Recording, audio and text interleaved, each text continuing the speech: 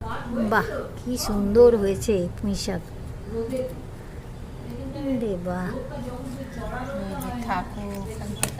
আচ্ছা, এখান থেকে আবার বেরিয়ে যাবে? হ্যাঁ, ও ভেঙে গেছিল, মানে একটা টব ওর উপর পড়ে গেছিল।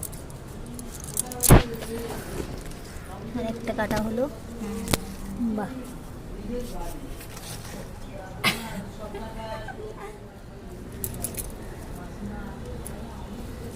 কেটে নিলে আবার বৃষ্টি পড়লে আবার হয়ে যাবে। হ্যাঁ,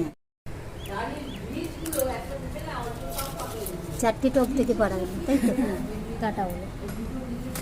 বাহ, টব থেকে আবার পেলো। এগুলো সবগুলো থেকে আবার বেরিয়ে যাবে। হ্যাঁ, বৃষ্টি হল। 6 নম্বর টব থেকে কাটা হয়ে গেল। 7 নম্বর টব অনেকটা হয়েছে, দারুণ। বাহ, অনেক হয়েছে। শাকটা খেতে হ্যাঁ, কুমড়ো শাক তো খাওয়া যাবে, এটা ভালো বুদ্ধি বলেছে, তো আমি ওখানে তাই করবো। শাকটাও তো আমাদেরকে খেতে একদম হয়, তবে একদম। মাসিমা কচুর খেয়েছে পাতা। দুদিন, আমি 2 দিন করেছি। আচ্ছা, কচু পাতাটাকে কি করো? এটা না অমৃত মানে এমনি কচু পাতা না, এটা তো এটা কিরম করে করো? নিচে তো এত বড় বড় হয়। আচ্ছা, কেমন করে কত করো? কচু বলে কেউ, এটাকে সিদ্ধ করে, বাহ, তারপরে ওটা আলুর সাথে মাখা।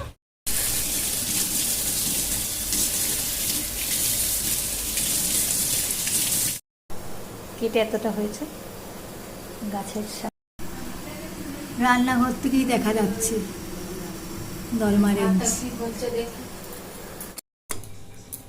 বাহ, এই হয়ে গেছে গাছের পুঁই শাক রান্না, কুমড়ো আলু দিয়ে। অসাধারণ দেখতে হয়েছে। বড়ি, বেগুন দিয়ে, কাঁঠাল দিয়েছি।